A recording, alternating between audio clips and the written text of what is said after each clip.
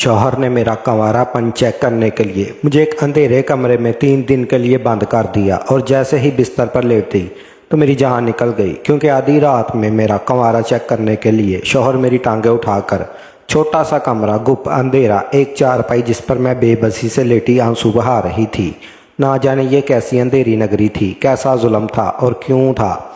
जिस गांव से मेरा तल्लक था वहाँ ये एक अजीब रस्म थी।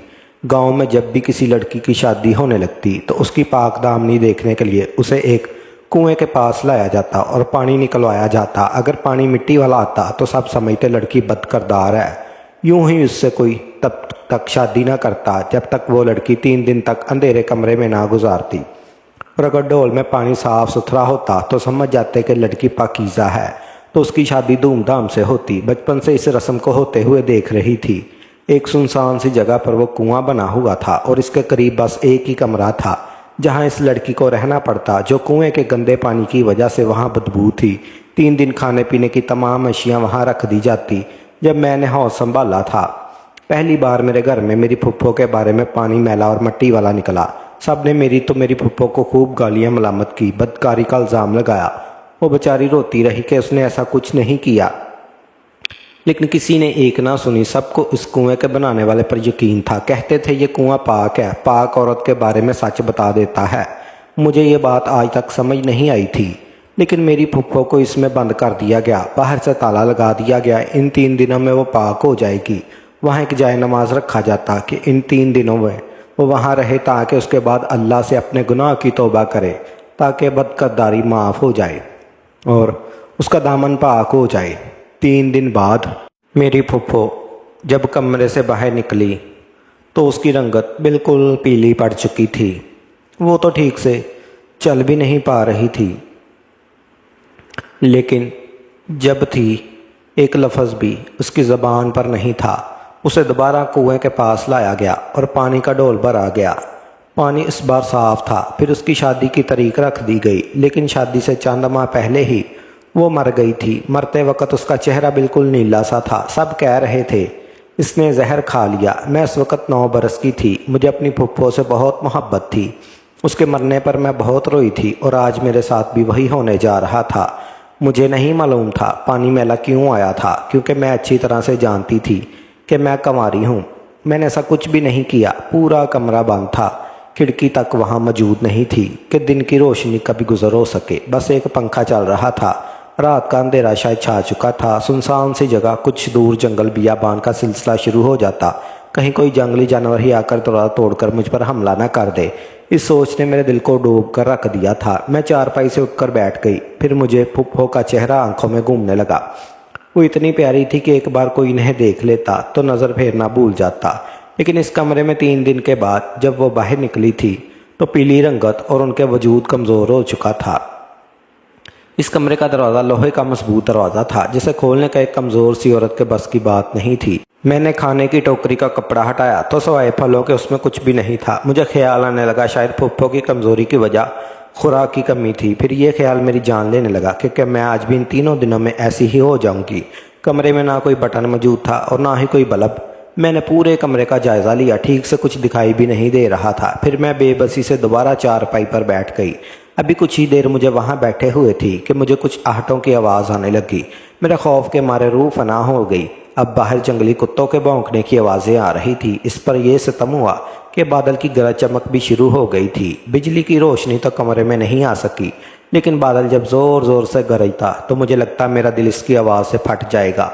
तेज़ बारिश की आवाज़ सुनकर मेरा सब्र अब जवाब देने लगा था।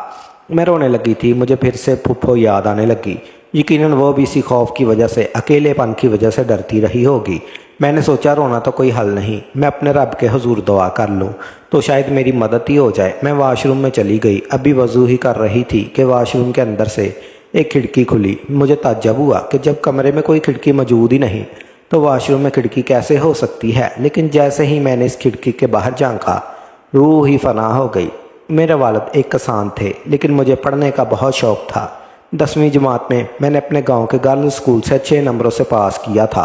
अब्बा नहीं चाहते थे कि मैं आगे तालीम हासिल करूं, लेकिन मेरा तो शौक़ जुनून की शक्ल इख्तियार कर गया था। पहले पहल तो मैंने अब्बा को प्यार से मनाना चाहा।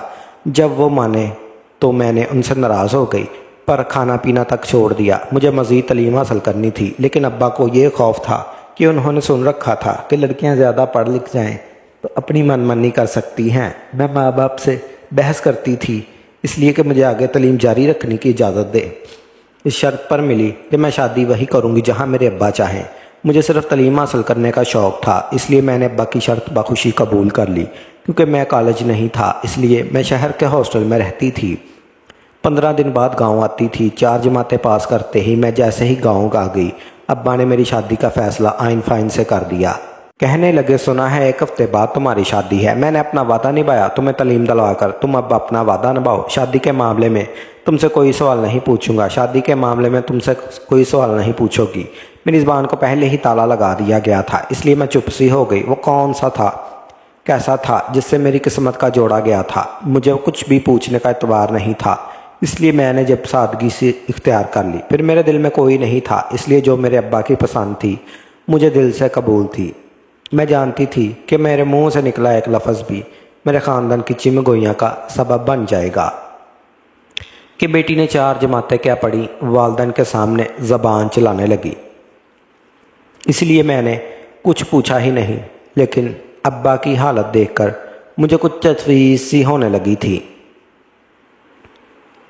وہ گھبرائے ہوئے سے تھے، مجھے دیکھ کر آنکھوں میں نمی بھی تھی۔ انہیں دیکھتی تو اپنی آنکھیں رگڑنے لگتی، بار بار میرے سر پر ہاتھ رکھ کر کہتے، اللہ تجھے برے نصیبوں سے بچائے۔ کبھی بے اختیار مجھے اپنے ساتھ لگا لیتے۔ شاید میں 4 بھائیوں کے بعد ہوئی تھی اور میرے بعد ان کی کوئی اور بیٹی نہیں تھی، اس لیے زیادہ اداس ہو رہے تھے۔ جیسے جیسے میری شادی کے دن قریب آنے لگے، میرے ابا کی بدحواسی اور بڑھنے لگی تھی۔ وجہ کیا تھی میں نہیں جانتی تھی، لیکن شادی سے 2 دن پہلے میری ماں کمرے میں آئی۔ جو سوال انہوں نے مجھ سے پوچھا میں سن کر سرجدہ رہ گئی۔ اماں کہنے لگی کہ سنا ہے کل تمہیں پاک کنویں میں لے کر جانا ہے۔ دیکھ تو 4 سال شہر کے ہاسٹل میں رہی ہے، کالج میں پڑھتی رہی، مجھے بتا دے کہ اپنے ابا کی عزت کا جنازہ تو نہیں نکال دیا۔ کل سب کے سامنے تیری پاک دامنی کا امتحان ہے، اگر کچھ بھی غلط ہوا ہو تو تیرے ابا تو جیتے جی مر جائیں گے۔ یہ کہہ کر اماں رونے لگی۔ میں نے کہا اماں ایسا کچھ نہیں ہے، میں تو بے نقاب میں رہتی تھی، میں نے کچھ بھی نہیں کیا کہ ابا کی عزت پر اف بھی آئے۔ میری بات پر اماں کچھ مطمئن سی ہو گئی۔ 14 جماعتیں پڑھنے کے بعد اس کنویں کی کہانی میری سمجھ سے باہر تھی۔ آخر ایسا کیسے ہو سکتا کہ ایک کنویں سے کسی لڑکی کے کردار کا اندازہ لگایا جا سکے؟ کنویں کا پانی میلا ہونا عام سی بات ہے، مٹی کی وجہ سے پانی ایسا ہو سکتا ہے۔ کبھی مٹی کی سطح بالکل پانی کی تہہ میں بیٹھ جائے تو صاف ہوتا ہے، پھر اس سے کسی لڑکی کے بد کردار اور اعلیٰ کردار ہونے کا کیسے اندازہ لگایا جا سکتا ہے؟ بہرحال میں مطمئن تھی، کیونکہ اپنے کردار کی پاکیزگی کو مجھ سے بہتر کون جان سکتا تھا۔ لیکن میرے ہوش اس وقت اڑے جب کنویں کی مٹی والے رنگ کے پانی نے مجھے پاک دامن ہوتے ہوئے بھی بد کردار ہونے کا ثبوت ٹھہرا دیا تھا۔ میں بری طرح سے دنگ رہ گئی، بدحواسی ہو گئی۔ میں نے بہت کیا کہ یہ کنواں جھوٹا ہے، میں نے کبھی کچھ نہیں کیا جو میرے باپ کی ذلت کا سبب بنے۔ اگر آپ لوگوں کو یقین نہیں تو بے شک میرا میڈیکل چیک اپ کروا کر دیکھ لیں، اب تو ترقی ہو چکی ہے۔ خدا را اس بے بنیادی رسم پر یقین کر کے بے گناہ لڑکیوں کے اس سنسان ویرانے میں بند نہ کیا جائے۔ لیکن میری کسی نے ایک نہ سنی۔ ابا تو کسی بے جان مجسمے کی طرح یوں بیٹھ گئے جیسے میں نے کوئی گناہ کیا ہو۔ مجھ پر لوگوں نے بہت تہمتیں لگائیں۔ ابا میرے بارے میں کہنے لگے، دیکھ لے اشرف، تجھے کہا بھی تھا کہ بیٹی کے شہر پڑھنے نہ بھیج، دیکھ کیسی خاک اڑائی ہے تیری بیٹی نے تیرے سر پہ۔ میں ابا کے سامنے بیٹھ کر روتی رہی، بلبلاتی رہی کہ ابا میں نے ایسا کچھ نہیں کیا، بے شک میرا میڈیکل کرا لے۔ لیکن سب لوگوں کو اس کنویں کی سچائی پر یقین تھا، جس کے جھوٹے ہونے کے میں قسم کھا سکتی تھی، بھلا اپنے کردار کے بارے میں مجھ سے بہتر اور کون جان سکتا تھا۔ میں کمرے میں بند ہو گئی۔ واش روم کی کھڑکی پر ایک مردانہ ہاتھ دیکھ کر میری روح فنا ہو گئی۔ میں جلدی سے واش روم سے باہر نکلی اور واش روم کا دروازہ بند کر کے کنڈی لگا دی۔ پھر سوچنے لگی کہ یہ کیا ماجرا ہے۔ ایک سنسان بیابان جگہ پر ایک واحد کمرہ ہی تھا، آگے پیچھے کچھ بھی نہیں تھا۔ پھر جب کمرے میں کوئی کھڑکی ہی موجود نہیں تھی اور بظاہر دیکھنے پر واش روم میں بھی کوئی کھڑکی نظر نہیں آتی تھی، پھر یہ کھڑکی کہاں سے آ گئی اور ایک مردانہ ہاتھ؟ کچھ ہی دیر بعد جب واش روم کے اندر سے دروازے پر دستک ہوئی تو میرا کلیجہ پھٹ جانے کو تھا۔ میں اس قدر خوف زیادہ تھی کہ جیسے خوف کے مارے ہی میں مر جاؤں گی۔ واش روم کا دروازہ بھی لوہے کا تھا، بہت زور شور سے دھڑکایا گیا، لیکن میں خوف کے مارے ایک کونے میں چھپ کر بیٹھ گئی۔ دروازہ نہیں کھولا، کسی کی آواز سنائی نہیں دی تھی، بس دروازہ ہی کھٹکھٹا رہا تھا۔ پھر کچھ دیر بعد خاموشی ہو گئی، نہ جانے روتے کب میری آنکھ لگ گئی۔ صبح اٹھ کر جب میں رات کا خیال آتا تو مجھے ڈر لگنے لگتا۔ پورا دن میں خوف کی حالت میں گزارا تھا۔ بھوک کی وجہ سے جب میں بے حال ہونے لگی تو میں نے کمرے میں موجود پھل کھانے شروع کر دیے۔ رات کو پھر سے وہ دروازہ بجنے لگا، لیکن میں نے دروازہ نہیں کھولا۔ اس سے اگلی صبح میں یہ سوچ چکی تھی کہ واش روم کا اچھے سے جائزہ لوں گی۔ میں نے دن میں واش روم کا جائزہ لیا، جہاں سے کھڑکی کھلی تھی وہ دن میں دیکھنے میں دیوار جیسی ہی تھی۔ میں نے جب اس پر ہاتھ پھیرا تو وہ صرف دیکھنے میں دیوار جیسی تھی، لیکن وہ جگہ لکڑی کی بنی ہوئی تھی۔ میں نے اسے باہر کی جانب دھکیلنا شروع کیا، کچھ زور لگانے پر وہ کھڑکی کھل گئی۔ میں نے اندر جھانک کر دیکھا تو ایک پتلی سی بند گلی تھی جس کی چھت بند تھی اور گلی میں بھی اندھیرا سا تھا۔ مجھے خوف تو بہت محسوس ہو رہا تھا، لیکن میں اس کھڑکی کے ذریعے سے اس گلی میں اتر گئی۔ مجھے امید سی ہوئی کہ شاید میں یہاں سے نکل سکوں۔ وہ گلی اتنی تنگ تھی کہ صرف 2 افراد بمشکل گزر سکتے تھے۔ میں ڈرتے ڈرتے آگے بڑھنے لگی۔ جیسے ہی میں آگے بڑھ رہی تھی اس گلی میں روشنی سی ہونے لگی۔ گلی کی چھت پر گول سوراخ موجود تھا جس سے سورج کی روشنی اندر داخل ہو رہی تھی۔ میں چلتی جا رہی تھی، سامنے ایک دیوار تھی جس سے راستہ بند ہو چکا تھا۔ چل چل کر میں تھک چکی تھی، راستہ لمبا کافی تھا۔ سامنے دیوار دیکھ کر میرا جی چاہا پھوٹ پھوٹ کر رو دوں۔ میری ساری محنت رایا گئی، لیکن جیسے ہی میری نظر اوپر کی جانب پڑی میرا دل خوشی سے جھوم اٹھا۔ اوپر ایک لوہے کا ڈھکن تھا جسے عموماً سڑکوں پر گڑھا بنا ہوتا ہے، وہاں پائپ کے ذریعے اوپر چڑھی اور وہ لوہے کا ڈھکن باہر کو جانب دھکیلا۔ جب میں باہر نکلی تو سامنے جو شخص نظر آیا اسے دیکھ کر تو میں دنگ سی رہ گئی، کیونکہ وہ ہمارے گاؤں کا چودھری تھا۔ وہ بہت رحم دل شخص تھا، گاؤں والوں کی مدد کرتا، یہاں تک کہ گاؤں والوں کے گھر جا کر ضرورت مند لوگوں کو چپکے سے پیسے بھی دیتا۔ کسی لڑکی کی شادی ہوتی تو وہ خرچہ اپنے ذمہ لیتا، کہتا تھا یہ سب میری بیٹیاں ہیں، اس لیے گاؤں کی کوئی بھی لڑکی اس سے پردہ نہیں کرتی، کیونکہ وہ ہمارے باپ کی عمر سے بھی بڑا تھا، پر ہمارے سروں پر باپ کی طرح پیار دیتا۔ پورے گاؤں میں اس کی بہت عزت تھی۔ ان کے بڑے سے محل میں کئی بار بھی جا چکی تھی۔ ان کی بیٹی میری ہی ہم جماعت تھی اور میرے ساتھ ہی ہاسٹل میں رہتی تھی، لیکن وہ امیر تھی، اس لیے ہاسٹل میں اس کا کمرہ اس کے معیار کے مطابق تھا۔ میں ایک غریب کسان کی بیٹی تھی، اس لیے ایک چھوٹے سے مناسب کرائے کے کمرے میں رہتی تھی، لیکن اس لڑکی میں غرور بالکل نہیں تھا۔ جب بھی مجھے گاؤں جانا ہوتا تب وہ مجھے اپنی گاڑی میں بیٹھا کر گاؤں جانے لگتی تو مجھ سے کہتی، سنا ساتھ ہی چلو، گاؤں پہنچ کر میں تمہیں تمہارے گھر تک پہنچا دوں گی، لیکن میں منع کر دیتی کہ مجھے ابا لینے آئیں گے، انہی کے ساتھ جاؤں گی۔ میری بات سن کر وہ چودھری صاحب کہتے کہ بیٹا تم میرے ساتھ چلو، میں اشرف سے کہہ دوں گا کہ تم میرے ساتھ آئی ہو۔ وہ اپنی گاڑی میں ڈرائیور کے ساتھ خود اپنی بیٹی کو لینے آتے تھے۔ میں ان کی گاڑی میں بیٹھ جاتی، وہ مجھے گھر تک چھوڑ دیتے اور میرے والد کو کہتے کہ یہ میرے ساتھ آئی ہے۔ میرے ابا ان کا شکریہ ادا کرتے نہ تھکتے تھے۔ کئی بار پڑھائی کے سلسلے میں اپنے ابا کے ساتھ اس چودھری صاحب کے محل بھی گئی تھی۔ ان کی بیٹی میری ہم جماعت تھی تو اکثر کبھی مجھے پوچھنا ہوتا تو میں ابا کے ساتھ چلی جاتی۔ آج وہ لوہے کا ڈھکن اٹھا کر ان کا محل کا پچھلا حصہ دیکھ کر میرا دل خوشی سے باغ باغ ہوا تھا۔ میں اپنے مسیحا کے پاس پہنچ گئی تھی، یقیناً وہ میری ضرور مدد کریں گے۔ اس قدر وہ نرم خوشگوار تھے، میری بات کو سمجھنے کی کوشش کریں گے۔ اس سے پہلے کہ میں بھاگ کر اگلے حصے میں جاتی، ایک دم میرے پاؤں وہیں جم گئے۔ میرے دماغ نے مجھے بروقت روکا تھا، اگر یہی میرا مسیحا ہے تو اس کے کمرے کا راستہ ان کے گھر تک اس طرح پہنچ رہا ہے۔ جس کمرے کو ایک سنسان کی جگہ بنایا گیا تھا، وہاں پچھلے حصے میں باغ سا بنا ہوا تھا، اونچے اونچے درخت لگے ہوئے تھے۔ میں وہاں موجود درختوں کی آڑ میں چھپ گئی۔ میری چھٹی حص نے مجھے خطرے کی گھنٹی سنائی تھی۔ رات تک میں وہیں بیٹھی رہی۔ رات کو جب اندھیرا ہو گیا تو وہی چودھری وہاں اپنے 2 ملازموں کے ساتھ اس لوہے کے ڈھکن کے پاس کھڑا تھا۔ اس کا چہرہ ہر قسم کی نرمی سے عاری تھا۔ اپنے غلام سے کہنے لگا، آج اگر وہ لڑکی دروازہ نہ کھولے تو دروازہ توڑ دینا۔ یہ سن کر تو میرے ہوش ہی اڑ گئے۔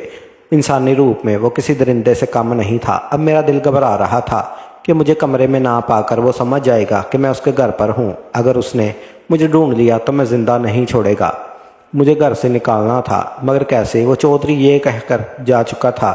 میں درخت پر چڑھ کر دوسری جانب بغیر کچھ سوچے سمجھے کود گئی۔ دوسری جانب نرم گیلی مٹی کا ڈھیر تھا، اس لیے مجھے چوٹ نہیں آئی۔ میں اندھا دھند بھاگ رہی تھی۔ میں نہیں جانتی تھی کہ میرا انجام کیا ہوگا، لیکن مجھے بس اپنی عزت بچانی تھی۔ گاؤں والوں کے سامنے اس پاک کنویں کی اصلیت کھولنی تھی جس سے لوگوں کے عقیدے غلط جان کر پختہ ہو رہے تھے۔ میری پھپھو کے ساتھ کیا کچھ بیت چکا تھا، اب یہ راز مجھ پر کھل گیا تھا۔ وہ کیوں مر گئی تھی؟ یقیناً زہر کھا کر اپنی جان اس لیے دے دی تھی۔ میں ابھی اپنی پھپھو جیسی تھی، میں بہت خوبصورت تھی، لیکن میرے دل میں اس چودھری کا بہت احترام تھا، باپ جیسا احترام کرتی تھی، اس لیے اس کے غلیظ ارادوں کو بھنک بھی مجھ تک نہ پڑ سکی۔ یہ سارا کھیل اسی چودھری کا رچایا ہوا تھا۔ وہ ایک پانی کے کنویں سے بولے بالے گاؤں والوں کو بیوقوف بنا رہا تھا۔ جو دن میں گاؤں کے لوگوں کو سامنے ان کا ہمدرد بن کر ان کے گھروں میں جاتا تاکہ ان کی لڑکیوں کو دیکھ سکے، میں ان میں سے تھی جو اچھی لگتی۔ اس کنویں کے ذریعے بد کردار ثابت کر کے کمرے میں بند کر کے ان سے اپنا غلیظ ارادے پورے کرنا تھا۔ مجھے معلوم تھا کہ میں جس جانب بھاگ رہی ہوں اس کی منزل کیا ہے، وہاں کس جس پر ختم ہوگا، لیکن میں بھاگ بھاگ کر ہانپنے لگی تھی۔ اچانک سے ایک جیپ کے سامنے تیز سے روشنی میرے منہ پر پڑی تو میری آنکھیں دھندلا سی گئیں۔ میں بھاگ بھاگ کر اب نڈال سی ہونے لگی تھی۔ وہ جیپ جیسے ہی میرے سامنے رکی تو میں گر کر ہوش کی دنیا سے غافل ہو گئی تھی۔ جب مجھے ہوش آیا تو میں ایک ہاسپٹل میں تھی۔ جو شخص میرے سامنے کھڑا تھا اسے دیکھ کر میرے خوف کے مارے جان ہی نکل گئی تھی۔ میں رو رہی تھی، روتے روتے میری ہچکی بند ہو گئی تھی۔ میں ساری کوشش بیکار ہو چکی تھی۔ سامنے اسی چودھری کا نوجوان بیٹا موجود تھا، وہی مجھے ہاسپٹل میں لایا تھا۔ میں اسی کی جیپ سے ٹکرائی ہوئی بچی تھی۔ مجھے پتا تھا میں جس اذیت سے بچ کر بھاگی تھی اسی میں جا کر پھنس جاؤں گی۔ وہ نوجوان میرے پاس آیا تو میں سہم کر پیچھے ہٹ گئی۔ مجھ سے کہنے لگا، کون ہو تم؟ وہ مجھے پہچاننے کی کوشش کر رہا تھا۔ میں کئی بار اس کے گھر اس کی بہن کے پاس جا چکی تھی۔ سرسری سا تو وہ مجھ سے دیکھ ہی چکا تھا۔ مجھے یہ خوف ہوا کہ کہیں مجھے پہچان ہی نہ لے، بس اس لیے میں نے اس سے اپنا چہرہ چھپا لیا۔ لیکن میری بری قسمت کہ وہ مجھے پہچان چکا تھا۔ وہ مجھ سے میرے بھاگنے اور رونے کی وجہ پوچھنے لگا۔ میں اسے کیا بتاتی؟ اگر سچ بتا بھی دیتی تب بھی میری بات پر کبھی بھی وہ یقین نہیں کرتا، اور وہ تو اسی کا بیٹا تھا۔ بھلا میری بات سن کر اپنے باپ کو کیوں غلط سمجھتا؟ وہ مجھ سے کہنے لگا، اگر میں نے اسے سچ نہیں بتایا تو وہ مجھے پولیس کے حوالے کر دے گا۔ میں پہلے ہی ڈری سہمی ہوئی تھی۔ اس کی بات سن کر اور بھی حواس باختہ ہو گئی۔ میں نے سوچا کہ موت تو ویسے بھی میرے چاروں طرف منڈلا رہی ہے، تو بہتر ہے سچ کہہ کر مر جاؤں۔ میرے ذہن میں آنے لگا کہ پھپھو نے بھی اسی لیے زہر کھایا ہوگا، کیونکہ جانتی تھی کہ اس راستے کی کوئی راہ نہیں ہے۔ میں نے اس نوجوان کو ساری سچائی بتا دی۔ اپنے باپ کا نام سن کر اس کا چہرہ سرخ ہو گیا۔ اس نے مجھے بازو سے پکڑا اور کھینچتے ہوئے ہسپتال سے باہر اپنی گاڑی میں لے جا کر بٹھا دیا۔ میں جان گئی تھی کہ مجھے اللہ کے سوا کوئی بھی نہیں بچا سکتا۔ وہ بڑی تیزی سے گاڑی چلاتے ہوئے مجھے گاؤں لے جا رہا تھا۔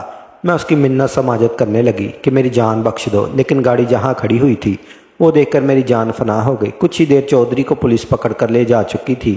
اس کنویں کی حقیقت سارا گاؤں جان چکا تھا۔ مجھ پر یہ راز اس دن کھلا کہ چودھری کا بیٹا پولیس میں ہے۔ جب اس کی گاڑی پولیس کے سامنے کھڑی ہوئی دیکھی، مجھے لگا وہ مجھے پولیس کے حوالے کر دے گا، اپنے باپ پر جھوٹا الزام لگا کر جرم مجھ پر ثابت کر دے گا۔ لیکن جب میں اس کے ہمراہ پولیس اسٹیشن میں اندر داخل ہوئی، بہت سے پولیس اہلکار سلام کرنے لگے، سر کہنے لگے۔ وہ مجھے آفس میں لے گیا، سارے بیان تحریری طور پر لکھوا دیا۔ پھر مجھ سے کہنے لگا، اگر تم سچی ہو تو میں تمہارا ساتھ ضرور دوں گا۔ میں نے کہا کہ تم اپنے باپ کے خلاف کیسے جا سکتے ہو؟ وہ کہنے لگا، وہ میرا سگا باپ نہیں، میری ماں نے اس سے زبردستی شادی کی تھی۔